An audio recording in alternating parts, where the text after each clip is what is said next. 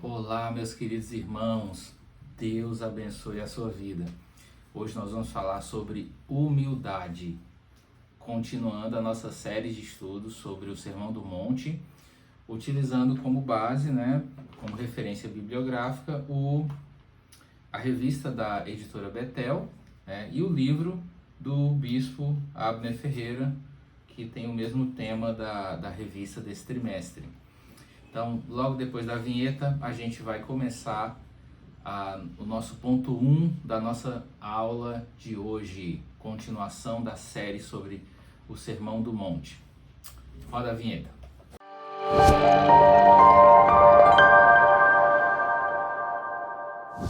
Na aula de hoje, nós vamos estudar a lição cujo título é Humildade, o alicerce da felicidade cristã. Então, de cara, a gente já vê duas expressões curiosas, e que, segundo o autor da lição, elas estão relacionadas. Humildade e felicidade. Como essas duas virtudes, como esses dois sentimentos estão relacionados entre si. Como é que humildade e felicidade são coisas correlatas, A gente vai aprender durante a lição que a vida plena, a vida feliz, depende também de uma vida humilde. Bom, o texto dessa lição, o texto que se baseia essa lição aqui, se encontra em Mateus, como nós vimos na aula anterior, e aí fica uma dica importante, tá? É muito importante que você acompanhe cada aula, porque elas são uma série. Então, se você não assistiu à aula anterior, eu vou deixar um link aqui no vídeo para que você possa voltar e assistir também a aula anterior. Foi uma introdução ao Sermão do Monte. E também vou deixar o link disponível aqui na descrição desse vídeo, tá? Então, assiste toda a série para você poder aprofundar e extrair o máximo possível dessa passagem bíblica tão linda e tão maravilhosa que é o Sermão do Monte. Então, a nossa lição de hoje, ela está baseada também no Evangelho que Mateus escreveu, no mesmo trecho, dos capítulos de 5 a 7.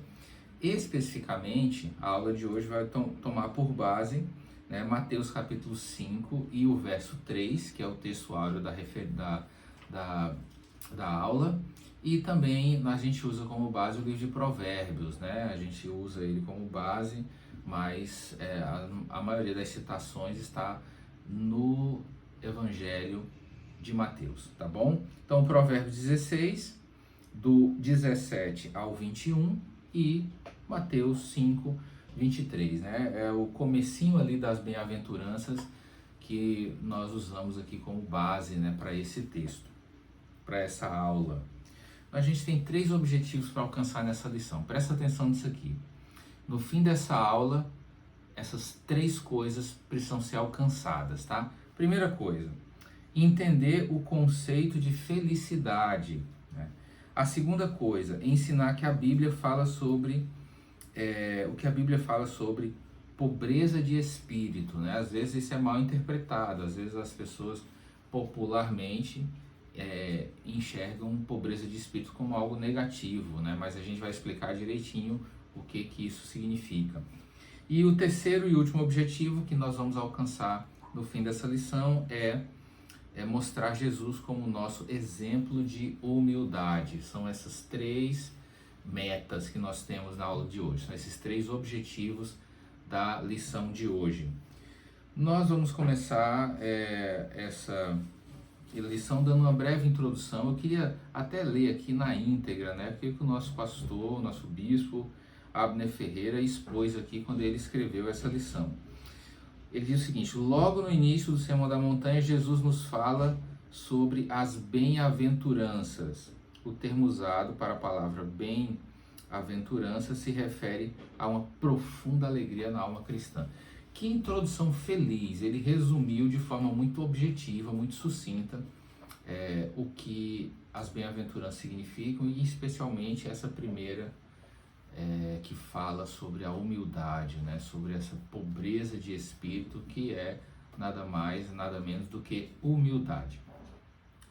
Existe uma coisa interessante, nosso pastor presidente, o pastor Nivaldo, ele costumava fazer uma coisa que eu me lembro que chegava a ser engraçado às vezes. Eu era novo convertido e eu via ele fazendo isso de vez em quando. Do nada, sem avisar, sem nenhum ensaio, sem nenhum preparativo anterior, ele no fim do culto ele dizia que o mais humilde ore, e ficava em silêncio esperando alguém se pronunciar. E nos dias que ele fazia isso e eu era novo convertido, eu ficava meio assim, achando estranho, né? O que está acontecendo aqui? Quem é que vai orar? Quem é o mais humilde? E, de fato, né, felizmente ninguém se posicionava ali para orar. Mas ele compartilha com a gente que teve uma época que quando ele fazia a mesma coisa, um irmãozinho lá da igreja se levantava e começava a orar, né? Ou seja, ele se intitulava o mais humilde. E aí isso é meio contraditório, né? A pessoa verdadeiramente humilde, ela não se acha humilde, né? É como a gente poderia dizer de forma irônica, né? Algumas pessoas são humildes a ponto de se orgulhar disso. Talvez fosse o exemplo desse senhor aí, desse irmão que congregava conosco lá, né? Que não entendia, né, aquela pegadinha do nosso presidente para mostrar, né, para falar de forma indireta sobre humildade, né? Então, quem for o mais humilde que ore, né? O certo é que todos ficassem sempre em silêncio quando ele falasse isso, como era o que eu observava que acontecia, né, nas últimas vezes que ele fez. Então é uma história aí, né, um pedacinho da história do nosso campo, do nosso pastor presidente, que me marcou, né, que deixaram lições para mim, para minha vida. Mas seguindo aqui a divisão da lição, essa lição ela tem 3 pontos, tá? Não são os objetivos que eu falei agora há pouco, é a forma como ela é dividida. Todas as aulas são divididas em 3 pontos principais que facilitam a compreensão, né? Então, o ponto 1 fala sobre a felicidade de acordo com a visão de Deus. Nós vamos perceber que ser feliz no conceito humano e no conceito natural pode ser diferente da felicidade do ponto de vista divino, do ponto de vista espiritual. O segundo ponto é o que é um pobre de espírito. Esse ponto aqui é esclarecedor, vai tirar muitas dúvidas. Esse ponto aqui é muito importante, né? Não perca esse ponto, fique atento a esse ponto número 2. E por último, para concluir a nossa aula, nós vamos ver o terceiro ponto que diz Jesus, nosso maior exemplo de humildade. Esse ponto é profundo. Quando ele começa a falar de Filipenses ali, no ponto 3, realmente é um momento tocante da aula, é magnífico, é fantástico. Eu creio que nós seremos muito edificados com essa aula de hoje e com todas as 13 aulas desse trimestre. Eu tenho absoluta certeza que isso vai ser poderoso e transformador para nossas vidas, cada aula de cada domingo nesse trimestre. Então, falando sobre felicidade de acordo com a visão de Deus, como nós falamos, ele inicia esse ponto 1 falando da primeira bem-aventurança do sermão, e essa bem-aventurança fala, né, de forma indireta, dependendo da tradução que você escolher na sua Bíblia. Se você for usar uma tradução mais literal, né, as mais antigas, a Almeida, Revista Atualizada, Revista Corrigida, então ele usa as expressões bem-aventurado os pobres de espírito, que é exatamente o que diz o texto áureo, né, Mateus 5,3, bem-aventurados os pobres de espírito, porque deles é o reino dos céus. Já algumas versões, as versões mais modernas, eles substituem a palavra pobre por humilde. E essa é a tradução mais adequada, né? Outra coisa que a gente precisa entender, que é importante, o texto do Novo Testamento foi escrito em grego, e os discípulos e o próprio Jesus falavam aramaico na sua língua, né, na sua forma de comunicar, e optaram pelo grego pela facilidade da divulgação disso, né, desses textos sagrados. Por isso, a gente precisa entender que nem sempre o tradutor, né, para a nossa língua, para a língua portuguesa, ele escolheu a melhor palavra para traduzir o texto original. O texto original da Bíblia é o texto inspirado. As traduções podem podem sofrer a interferência da visão do tradutor, até porque uma mesma palavra pode ter vários sinônimos que podem mostrar diferentes intensidades para o sentido daquela frase. Por isso, alguns tradutores escolheram a palavra bem-aventurado os pobres de espírito. Outros tradutores já escolheram a palavra bem-aventurado os humildes de espírito. O próprio Lutero, ele estava fazendo doutorado em teologia, o Martinho Lutero, quando ele teve acesso aos textos sagrados, né? Ele teve acesso a uma versão completa da Bíblia.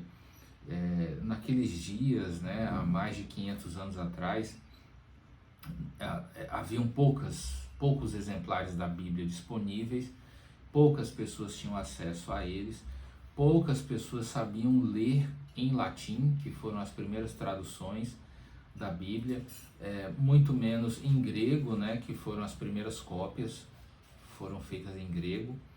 Por isso, o Lutero, quando ele pega o texto bíblico pela primeira vez nas suas mãos, ele começa a ler aquilo ali, diz a história que ele começou a ler Coríntios, né, no texto que fala sobre o amor, no capítulo 12 ou 13, se não me falha a memória, Coríntios 13. E ele disse que a palavra que usavam ali, né, que os tradutores, que os copistas usavam, era caridade, né? Então ele, na língua alemã, que era a língua que ele falava, ele imaginava que a palavra caridade não era a mais próxima do sentido real do texto. E aí ele usou a palavra amor, né, na tradução que ele fez. Ele achou que a palavra amor era muito mais adequada para o texto de Coríntios do que a palavra caridade. Por isso, essa expressão pobre de espírito não deve ser entendida, não deve ser compreendida no sentido negativo, né? Não é pobre do ponto de vista negativo. A palavra justa aqui, que talvez melhor se adequasse a essa tradução, seria humilde, né? Pobre de espírito ser substituído por humilde de espírito, né? Então aqui está a primeira dica importante dessa aula de hoje. No ponto 1 diz o seguinte: o que pode ser a felicidade para algumas pessoas, né? Primeiro a gente observa no texto e na aula, né, nessa lição, e na vida, né, no senso comum, que felicidade é um estado emocional. Estar feliz é um estado emocional. E, de certa forma, a compreensão do que é felicidade também é relativa à visão da pessoa que analisa essa situação, né? Para mim, ser feliz pode ser uma coisa diferente do que é para você, né? Para algumas pessoas, um pequeno gesto, uma pequena coisa, uma pequena ação pode fazê-las muito felizes, e outras pessoas podem não se sentir felizes com aquele gesto, aquela ação. Então é difícil a gente definir felicidade, né, ou nivelar a interpretação de felicidade de forma geral. É muito difícil, porque para algumas pessoas ser feliz é uma coisa, e para outras pessoas ser feliz é outra coisa. Talvez para algumas pessoas ter saúde, uma bela família e um conforto, uma estabilidade financeira, isso é ser feliz. Morar numa bela casa, numa casa grande, numa mansão, num apartamento com piscina, com vários itens de lazer, Talvez para algumas pessoas isso seja felicidade. Já para outras pessoas que têm essas coisas, esse conforto, às vezes para eles felicidade é ir morar num sítio, né, no meio do mato, num lugar rústico, com uma criação de gado, de animal, uma cachoeira ali, um ribeirinho, uma lagoa, um açude para pescar, sem muito luxo, sem muita coisa. E para algumas pessoas, de repente, felicidade é isso, né? Então, são coisas até meio opostas, né? De um lado, a coisa rústica e simples, do outro lado, a coisa luxuosa e confortável, mas dependendo da pessoa, cada um enxerga como seria feliz nessas diferentes circunstâncias, né? Então, felicidade, do ponto de vista humano, é bem subjetivo, né? É difícil a gente dizer, eu sou feliz por causa disso ou daquilo, e para outra pessoa essa mesma realidade de vida não a tornaria feliz, né? De repente, para aquela pessoa que está morando debaixo da ponte, né, sem casa, sem teto, sem abrigo, com insegurança alimentar, de repente para uma pessoa dessa ter uma casinha de um cômodo e um salário mínimo por mês, talvez para essa pessoa isso é ser feliz. E para muitos, de repente, ter uma casinha de um único cômodo e um único salário mínimo para sobreviver, talvez seja pouco para ela e ela não se sente feliz com essa realidade. Então, é muito subjetivo. A felicidade é muito subjetiva. Cada pessoa vai enxergar a felicidade de uma forma diferente, do ponto de vista humano, do ponto de vista natural. Mas o que diz a lição aqui? No finalzinho do ponto 1.1, ele diz o seguinte: para Deus, a pessoa feliz é a que reconhece que nada tem e que em tudo depende da sua graça. E aí, da perspectiva espiritual, da perspectiva divina, ser feliz não está relacionado ao que você tem e nem tampouco às suas próprias perspectivas ou conceito do que seria felicidade. Para Deus, né, à luz dessa lição e à luz da palavra de Deus, na verdade, ser feliz é depender dele. Quando nós dependemos dele, quando nós entendemos que nós não temos nada e que tudo que vem até nós vem das mãos de Deus, isso nos liberta, isso nos deixa verdadeiramente felizes. Se você olha para a vida dos grandes homens de Deus do passado, né, eu vou trazer como exemplo aqui Adão. Adão é criado e não há dúvida de que ele era pleno e feliz antes da queda. Ele era completamente pleno e completamente feliz. Ele tinha tudo, ele governava toda a terra, mas ao mesmo tempo é como se ele não tivesse nada, né? Naquele princípio, né? Tudo era muito primitivo, tudo era muito resumido. Então Adão não tinha um carro ou um apartamento de frente para o mar. Ele morava entre as árvores, né? Ele vivia envolvido ali na natureza. Então, até o próprio conceito, né, de propriedade talvez fosse muito limitado, né, naqueles dias. Ele governava tudo, né? Tudo foi dado a ele. Mas é um tudo que aos nossos olhos hoje também é meio estranho, né? E Adão era feliz porque ele vivia na dependência total e completa de Deus.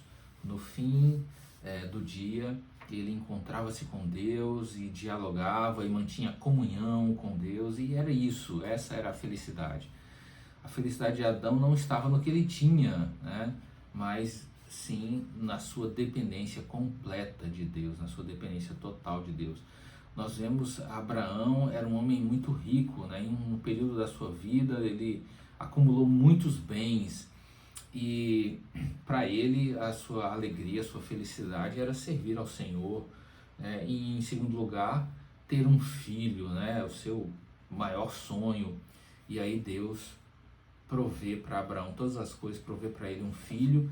Ele fica certamente muito feliz e aí em um dado momento Deus pede o filho de volta. Olha, eu quero que você sacrifique Isaac, né?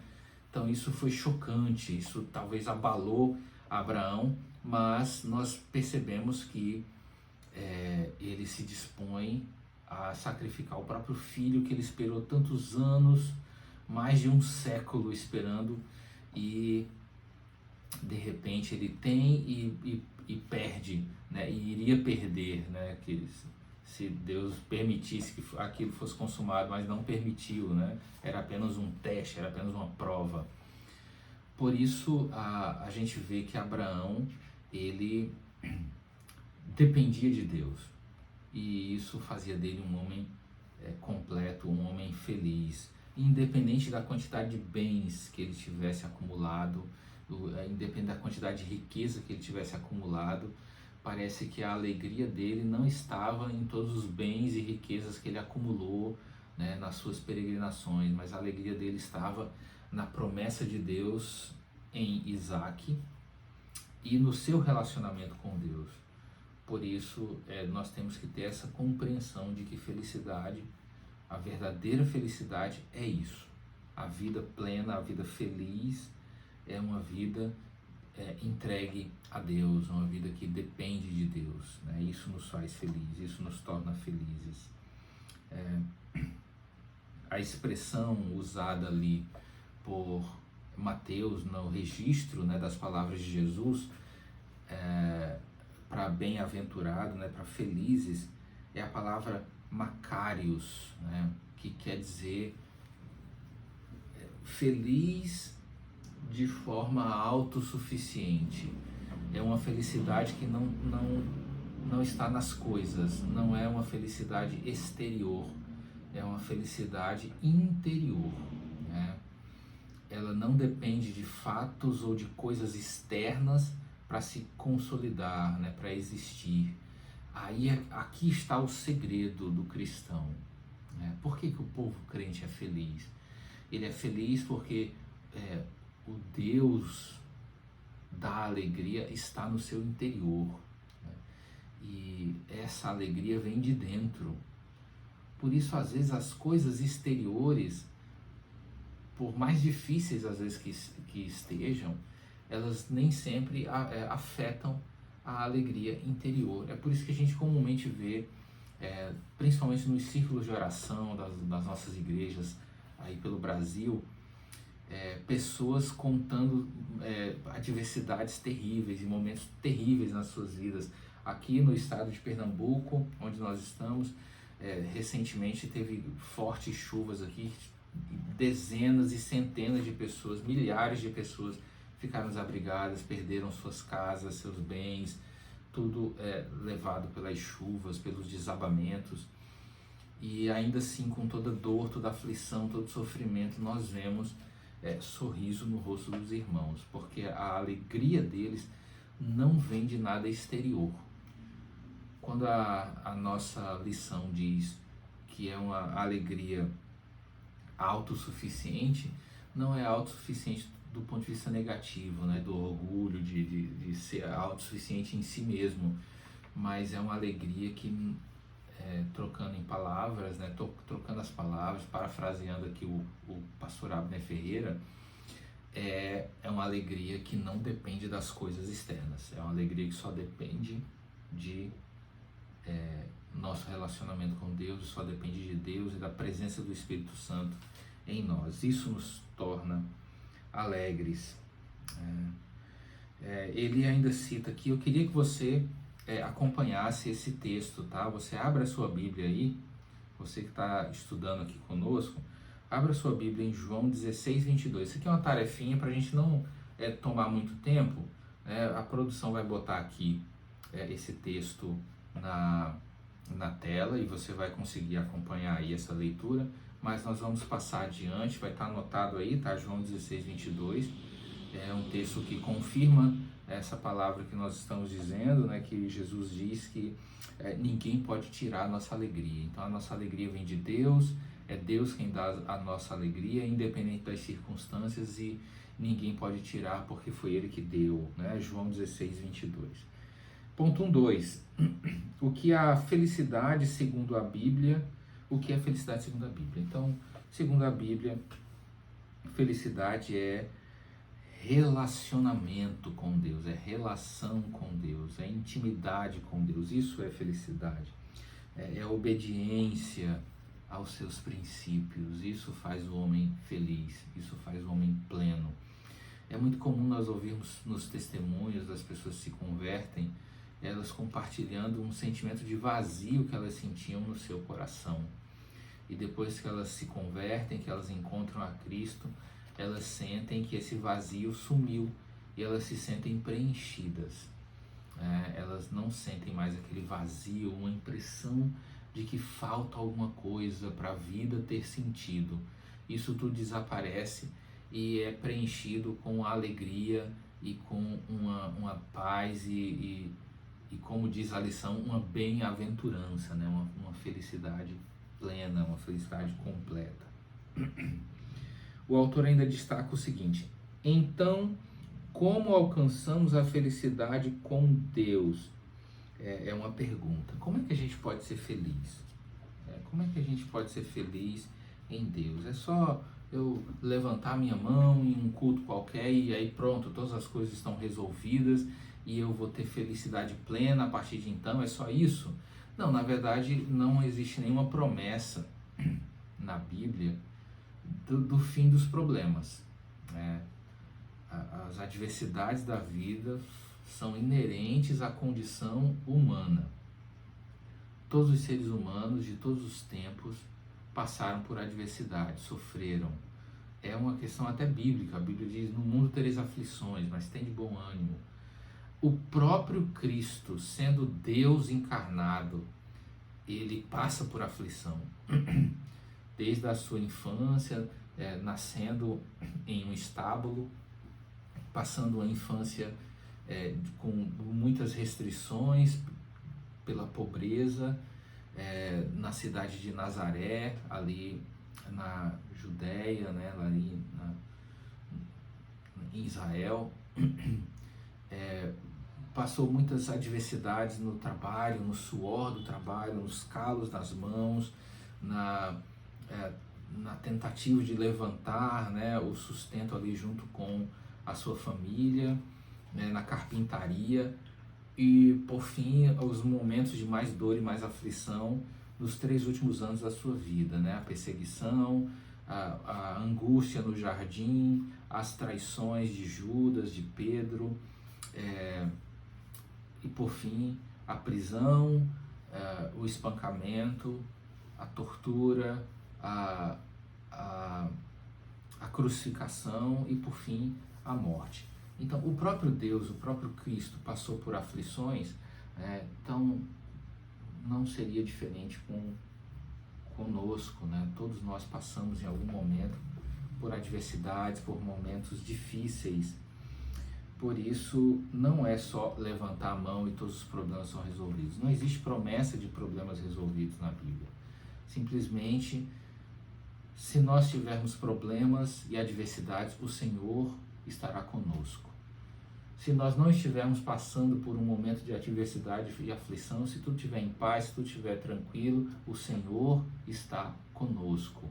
Então não importa o que acontece no nosso ao redor, no nosso exterior, a única coisa que importa é a alegria do Senhor, que é a nossa força, a alegria de Deus em nós, que nos traz paz. E se não estamos em adversidade, estamos felizes. Se estamos em adversidade, estamos felizes na esperança de que as provações irão passar. Essa é a vida cristã, né? Essa é a vida de quem serve a Deus. Podemos ser felizes por ter Deus em nossas vidas e seguir a sua vontade. Isso também é motivo de alegria. A lição ainda apresenta como resposta para essa pergunta que a gente acabou de fazer, né? Então, como alcançarmos a felicidade com Deus? O autor apresenta alguns pontos. Primeiro, né? Através do arrependimento, perdão, essas coisas geram alegria, geram felicidade no coração. Uma pessoa culpada, quando ela recebe a sentença da sua soltura, da sua inocência, ela certamente se sente feliz. Nós eventualmente vemos alguns depoimentos, alguns testemunhos ou alguns vídeos na internet de presos, né, de pessoas sendo condenadas à prisão ou pessoas sendo inocentadas, e a reação dessas pessoas. As pessoas condenadas ficam tristes, ficam abatidas, as pessoas que são inocentadas, que têm a sua sentença favorável, né, elas ficam felizes, elas ficam alegres por terem sido perdoadas, né, dos seus crimes, ou inocentadas dos seus crimes, ou dos crimes que julgavam que elas tinham cometido, mas não tinham. Então a inocência, né, o perdão, a redenção produz alegria, produz felicidade, produz satisfação.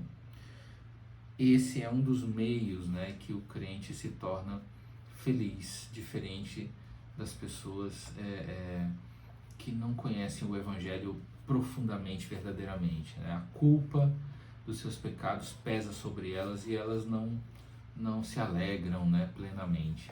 Mas quando uma pessoa verdadeiramente é perdoada, a alegria invade o seu coração, porque ela sabe que o amor de Deus a alcançou e a perdoou e a redimiu. E isso produz uma alegria sem comparação. É por isso que é muito comum nas conversões, nas igrejas, quando se faz o apelo e as pessoas decidem se render a Cristo, é muito comum nós vermos pessoas chorando. Aquele choro não é de tristeza, aquele choro é de alegria. Aquelas pessoas estão alegres, né? Elas se sentem comovidas, é uma alegria que provoca comoção. E por isso elas choram, né? Choram de alegria.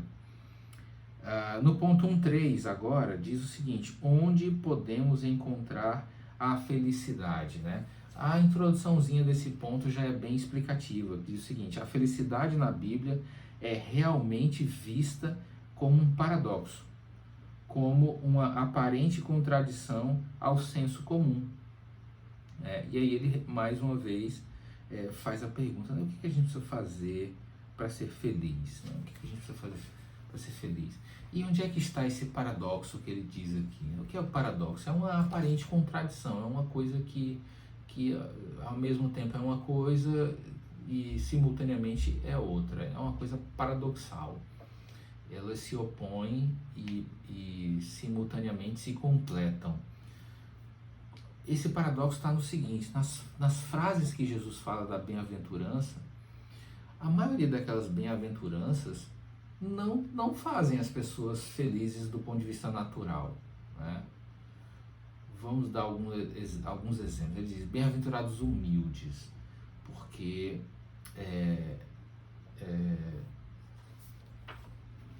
bem-aventurados humildes é a primeira expressão que Jesus usa, né? Em Mateus 5.3, porque deles é o reino dos céus, deles é o reino de Deus. Bem-aventurados os que choram, bem-aventurados os que sofrem perseguição. Isso é muito paradoxal. Bem-aventurados os que sofrem perseguição, né? Bem-aventurados os que choram, porque eles serão consolados. Bem-aventurados os que têm fome e sede de justiça, porque eles serão fartos. Ou seja, são motivos de alegria que fogem ao senso convencional, ao senso comum das coisas. Como é que uma pessoa pode ser feliz, né, bem-aventurada por ser perseguida? Onde é que está a alegria na perseguição? Onde é que está a alegria em ser humilde, né, ou pobre de espírito? Onde é que está a alegria de ser perseguido ou de caluniarem, né, a nossa vida? Como é que isso nos torna felizes? Então, é nesse aspecto que o autor diz aqui que a felicidade à luz da Bíblia ela é paradoxal, né? Porque é uma felicidade que não depende das circunstâncias, e aqui é que está o segredo. As circunstâncias em que as bem-aventuranças são apresentadas aqui, na sua grande maioria, são circunstâncias difíceis de se viver, de experimentar, né? Perseguição, pacificação. Imagina, ser bem-aventurados pacificadores, né? Gente que vive, né, tentando apartar a briga dos outros, né? Como é que isso nos torna mais felizes, né? São circunstâncias que fogem da razão, fogem da lógica, né? Como é que eu vou ser mais feliz apartando briga? Como é que eu vou ser mais feliz sendo perseguido? Como é que eu vou ser mais feliz tendo fome e sede de justiça? Ou seja, diante das injustiças da vida, eu anseio pela justiça, e vendo que a justiça não existe na natureza humana, eu sou feliz com essa injustiça, na minha ânsia pela justiça. Isso é um paradoxo, como ele diz aqui na lição. Bom, outra coisa que nos torna felizes é conhecer Jesus, né, como ele diz aqui no comentário, e andar em sua companhia. Isso, sim, verdadeiramente faz todo sentido. Quando nós gostamos de alguém, a presença daquela pessoa sempre nos alegra, né? Não sei se acontece com algum de vocês aí que está assistindo essa aula, mas não tem algumas pessoas que você tem prazer que ela esteja por perto, né? Tem aquelas pessoas que, quando faltam na festividade, quando faltam no congresso, no churrasco, né, do fim de semana, quando aquela pessoa não vai, não é a mesma coisa, né? E toda vez que aquela pessoa ela causa um bem-estar, as pessoas se sentem bem, né? Tem pessoas que têm esse carisma, né? Então, quando nós gostamos de alguém, a presença daquela pessoa nos alegra, nós nos sentimos bem em estar na companhia daquela pessoa. Então, quando nós conhecemos Jesus, ele passa a andar conosco. Eis que estarei convosco todos os dias até a consumação dos séculos, é o que diz a palavra. E essa companhia nos alegra. Os discípulos no caminho de Emaús, os 2 discípulos, eles começaram a conversar com Jesus sem reconhecê-lo, né, pelo mistério ali do corpo glorificado. E no final, quando Jesus se revela a eles, eles param para buscar na memória, né, os momentos que eles estavam com Jesus, e eles se questionam, né? Porventura não ardia em nós o nosso coração? Ou seja, a gente não sabia que que a presença, né, aquela presença era diferente, era agradável. Eles se lembram, né? Por que ele não percebeu, né, que o nosso coração estava ardendo? Então, ponto 2.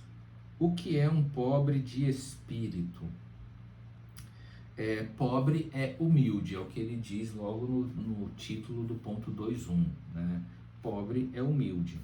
E aí nós vamos ver vários sinônimos, né, para ampliar essa compreensão do que é humildade, né? Esse é o tema central da lição. E aqui a gente vai nos debruçar para compreendermos melhor o que é humildade, né?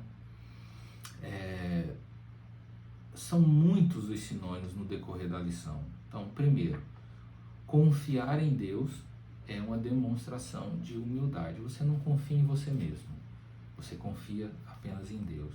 Você não confia na sua formação, nos seus cursos, você não confia no seu saldo bancário, no seu emprego, no seu salário, você não confia nos seus bens, nos seus imóveis, você não confia em nada disso, você não confia na influência da sua família, né, numa possível influência do seu sobrenome, nada disso te influencia, você confia em Deus. Isso é um sinal de humildade, né? É o primeiro sinal. Talvez nós não poderíamos resumir humildade apenas a isso, mas é o primeiro passo, né? Uma das coisas que representam a humildade. Então, nós já citamos, né, nesse ponto ele explica sobre essa questão da língua, né, do aramaico, então a gente já falou disso no começo, vamos avançar, né, nesse tema. passando por esse tema, porque já foi explicado, né, que o Sermão do Monte foi dito por Jesus em aramaico e escrito por Mateus em grego.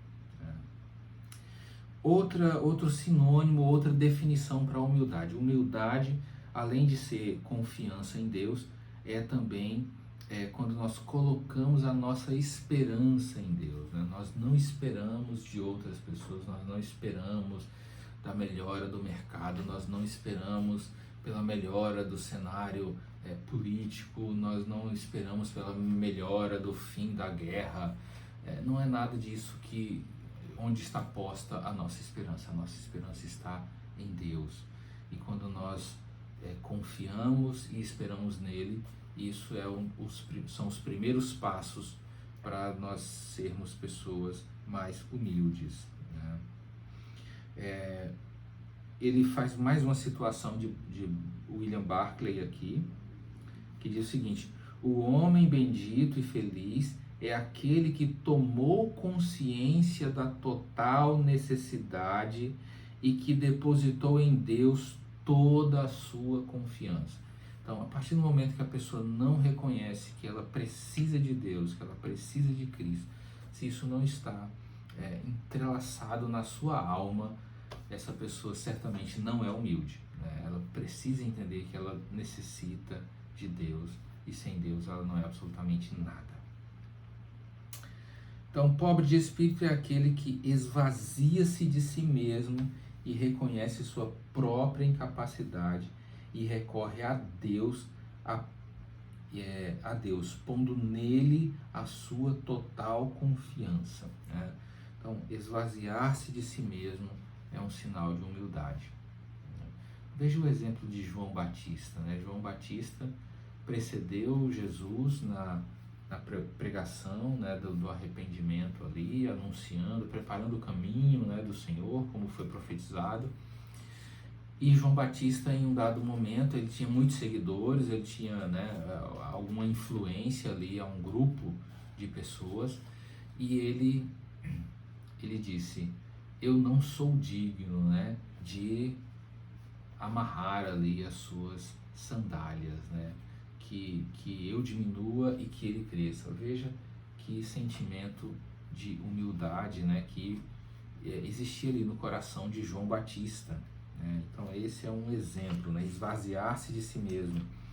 E talvez esse seja um grande conflito, né, na vida de muitas pessoas. Muitas pessoas são cheias de si mesmo, né, e isso faz com que elas deixem de experimentar mais de Deus por conta dessa vaidade, desse orgulho nos seus corações. Então precisamos nos esvaziar de nós mesmos para que Ele ocupe o lugar dele em nós. Ponto 2.2. O pobre é aquele que está vazio de si mesmo. Ele cita aqui, né, nós vimos na lição anterior muito sobre os fariseus, né, várias críticas ao regime farisaico, né, várias acusações e afrontas, embates que houveram entre os fariseus e Jesus e os discípulos. E mais uma vez ele cita aqui, né, os fariseus, eles eram orgulhosos ao extremo, eles eram vaidosos pela sua religiosidade, né? A religiosidade dos fariseus os enchia de orgulho, né? Os enchia de vaidade, eles eram cheios de si mesmos. Contudo, na pregação do Evangelho, Jesus diz que na verdade nós precisamos ser pobres de espírito, né? Precisamos ser humildes de espírito, que é uma oposição completa ao orgulho, né? À vaidade. O orgulho espiritual não é demonstração de santidade, mas de pecaminosidade. Ao contrário do senso comum, né? Esse comportamento de espiritualidade superior, na verdade isso não é santidade, isso é pecaminosidade, é o oposto, na verdade. Nós precisamos ser espiritualmente dependentes de Deus, e eu diria até além, não apenas espiritualmente, né, mas em todo o nosso ser, espiritual e físico. nós precisamos ser completamente dependentes dele. Então Jesus condenou veementemente toda essa autossuficiência e orgulho que os fariseus apresentavam. Se você analisar os evangelhos, se você ler os 4 evangelhos, você não vê Jesus repreendendo e exortando com dureza nenhum pecador. Todas as pessoas ditas pecadores, os publicanos, as prostitutas, as pessoas marginalizadas, todas essas pessoas que geralmente são mais afrontadas, atacadas pela sociedade, essas pessoas não receberam repreensões duras de Jesus. Nem a mulher adúltera que foi jogada diante de Jesus, pega no próprio ato do adultério, Jesus não, obviamente ele não é conivente com o seu erro, ele diz, você vai e não peques mais, né? Ele orienta ela a não pecar mais, mas ele não repreende ela com a mesma dureza com que ele repreendia os ditos santos da época, né? Os fariseus e os saduceus e os escribas.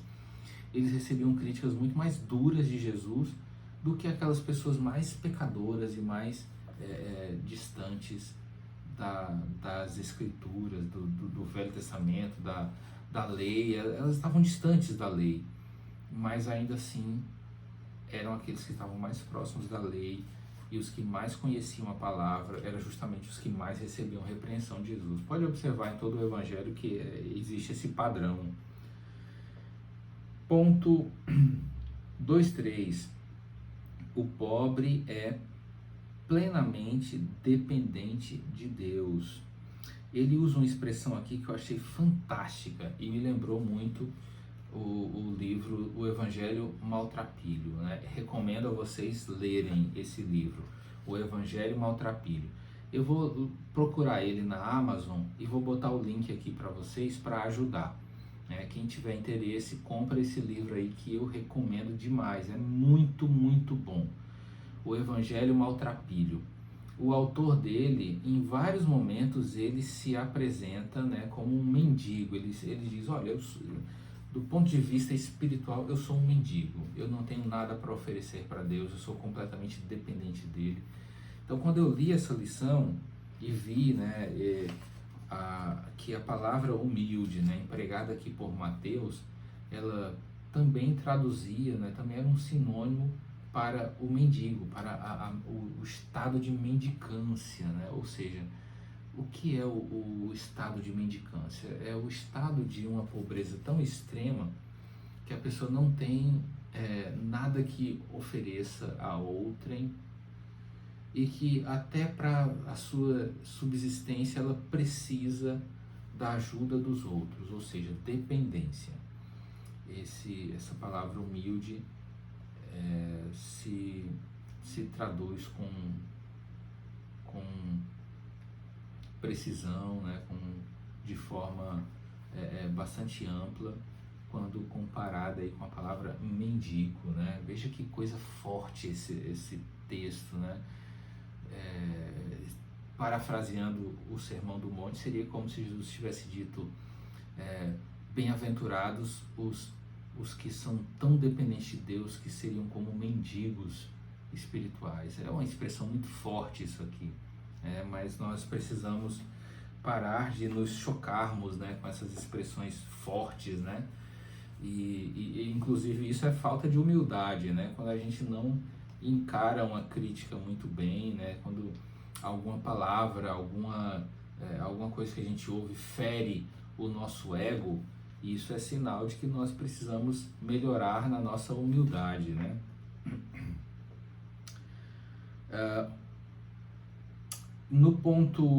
ainda no ponto 2.3, quando ele dá essa definição aqui, humilde e mendigo derivam de uma raiz que significa abaixar-se ou encolher-se, o que o autor está dizendo é que a palavra humilde e a palavra mendigo, elas são quase sinônimas, elas têm origem, numa mesma palavra raiz, e o significado dessa palavra está relacionado a abaixar-se e encolher-se, né? Aquele estado de submissão, né? É porque essas pessoas que têm esse pensamento consideram, né, têm a consciência de que não tem absolutamente nada que não venha das mãos de Deus, né? Então eu diria que se eu fosse escolher uma palavra aqui para relacionar com humildade, né, nesse contexto aqui do ponto 2, eu diria dependência de Deus. E para encerrar, vamos ao ponto 3, Jesus, nosso maior exemplo de humildade. Então, nós não podemos, de forma nenhuma, não podemos passar por esse ponto sem ler Filipenses, né? Filipenses capítulo 2. Leia todo o capítulo 2 de Filipenses. É um dos meus textos preferidos na Bíblia, Filipenses capítulo 2. Porque nós vemos o apóstolo Paulo descrevendo o que Jesus fez. Ele diz que, sendo Deus, não quis por usurpação ser igual a Deus, mas humilhou-se, ele rebaixou-se do status de Deus para o status de homem. Só aí já é uma humilhação infinita. É uma humilhação sem precedente, sem igual. Porque sendo Deus soberano, altíssimo, sublime, perfeito, supremo, onipotente, onisciente, onipresente, e esvaziar-se desta potência, desse estado, dessa realeza e sublimidade ao estado mortal e humano, né? Já é uma humilhação muito grande, né? Talvez a maior de todas as humilhações. E não bastando humilhar-se da posição de Deus à posição de homem, o apóstolo Paulo diz, mas ele humilhou-se ainda mais, porque mesmo como homem, Jesus poderia ter optado em nascer em um palácio, mas ele nasceu num estábulo, foi posto dentro de uma manjedoura de animais. Ele poderia ter nascido no palácio de qualquer império desse mundo, mas ele escolheu nascer na cidadezinha de Belém, de uma família que era uma família real, era uma família descendente de reis, mas naquele momento estava em plena decadência, e eram muito pobres. Maria, né, e o seu marido José, eles eram pobres, eles moravam numa cidade pobre, né, em Nazaré, havia escassez, eles não eram nobres, né, na sua condição social, e Jesus, como homem, ainda rebaixou-se mais a uma posição de pobreza, né, e em uma classe social que não estava na elite, né, da sua época.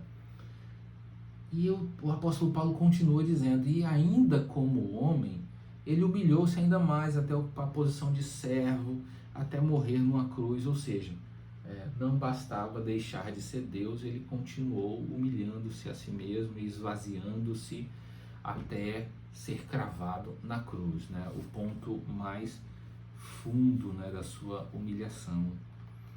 Por isso, nós não podemos deixar de ressaltar que esse ponto 3, Jesus, acima de qualquer outra coisa, e sem diminuir os outros pontos, mas ele é o exemplo maior, né? Ele é o coração, não apenas desse ponto 3, mas de toda essa revista, de toda a escritura, ele é o centro.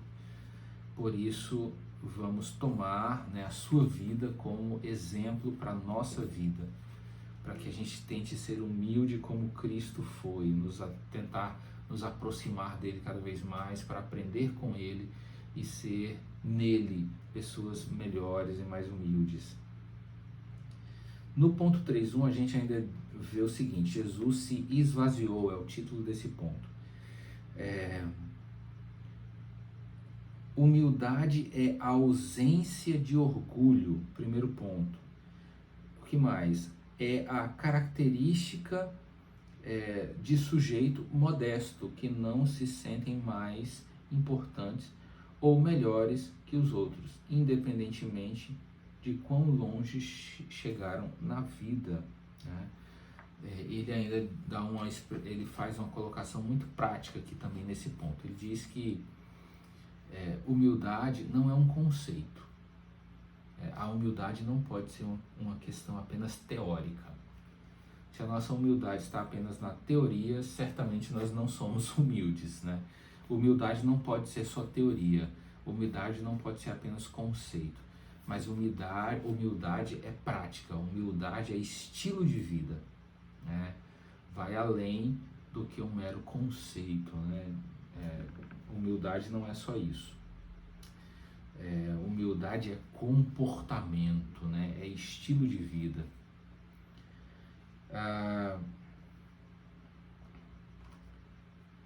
Ponto 3.2. Jesus lavou os pés dos seus discípulos.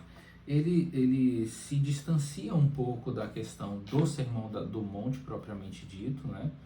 E ele cita aqui alguns momentos da vida de Jesus que mostram, né, que ressaltam o quanto ele foi e quanto ele é humilde, né? Como ele é o maior exemplo de humildade na Terra. Então, o primeiro exemplo que ele dá é que ele lava os pés dos seus discípulos. Então, nós vemos o maior, né, o maioral de todos os maiorais, Cristo, né, o ungido, o próprio Deus encarnado, ocupando o papel do menor. Ele cinge a sua, ele organiza a sua roupa e, né, se debruça, né, diante dos seus discípulos e lava os pés deles, né? Não tem sinal maior de humildade do que esse. Ele ainda diz, olha, do jeito que eu estou fazendo aqui com vocês, façam uns com os outros, ou seja, respeitem-se e considerem os outros superiores a você. E isso é um sinal de humildade. Mesmo que você, no contrassenso do mundo, né? Mesmo que você esteja numa posição que destaque você, não pense assim, não considere-se assim, né? Considere-se sempre menos do que você verdadeiramente é. Isso é um grande sinal de humildade. E para nós encerrarmos, né, temos aqui o ponto 3.3. Ainda no ponto 3.2, temos aqui, até mesmo os pés de Judas ele lavou, ou seja, até o traidor recebeu a atenção e o carinho de Jesus. Ele encerra dizendo o seguinte, ali ele estava nos dando uma aula prática de humildade. Ele era o maior de todos e fez a tarefa do menor de todos. Então, a humildade não pode ser só teoria, a humildade também tem que ser prática, né? Eu refletia sobre essa lição, né? Nós já vamos encerrar. O ponto 3.3 diz o seguinte: Jesus nos deixou um legado de humildade. Ele nos deixou o exemplo, o que ele fez na cruz, o que ele fez a cada discípulo, a cada pessoa que cruzou com ele na sua peregrinação aqui na Terra, na sua jornada aqui. Ele deu provas, né? Ele mostrou o que é verdadeiramente ser humilde. Ele nos deixou esse legado, né, para nós seguirmos os seus pés. Enquanto eu meditava, né, nessa lição, refletindo, né, meditando nessa aula, eu parei para pensar, né? Eu imagino que enquanto nós nos esforçamos para ser humildes, né, é porque a gente ainda não é humilde. Uma pessoa que verdadeiramente é humilde, ela provavelmente não se esforça para ser humilde. Se ela se esforçasse para ser humilde, é porque ela não era humilde. Então nós continuamos nessa luta, né? Nós seguimos essa luta, nos esforçando para sermos humildes, para, quem sabe um dia, nós nos tornemos humildes de verdade, né? Naturalmente humildes, sem precisar nos esforçar, né? Lutar contra o nosso ego, lutar contra o orgulho, lutar contra o eu que quer se levantar e quer reivindicar os seus direitos. Então, nós que servimos a Deus verdadeiramente, muitas vezes nós precisamos abrir mão dos nossos direitos, nós precisamos abrir mão da nossa razão e nos esvaziar para que o Senhor encontre esse lugar vazio em nós e Ele preencha esse vazio em nós. Nós precisamos nos esvaziar de nós mesmos e nos enchermos de Deus. Amém? Que Deus abençoe você. Eu queria pedir que você compartilhe esse vídeo, curta, deixe o seu comentário. Se você quiser também abençoar o nosso ministério, eu vou deixar aqui um QR Code, você pode fazer também a sua doação, a sua contribuição, para que nós possamos alcançar mais vidas e abençoar a vida de mais pessoas. Existem alguns missionários que nós estamos ajudando, né, em Moçambique, e nós desejamos sinceramente ampliar essa ajuda para mais pessoas. E também queremos melhorar, né, essa estrutura, queremos melhorar esse vídeo, queremos melhorar a edição. Nós já temos uma pessoa que nos ajuda, né, nosso irmão Dudu, nossa irmã Vivian, eles colaboram com esse canal aqui, fazendo essa edição, e nós precisamos, né, crescer e melhorar e ampliar essa obra, fazer ela alcançar mais vidas, né? Então, sua doação e sua contribuição é muito bem-vinda com esse propósito, com esse objetivo. Amém? Deus abençoe e fica na paz, em nome de Jesus. Amém.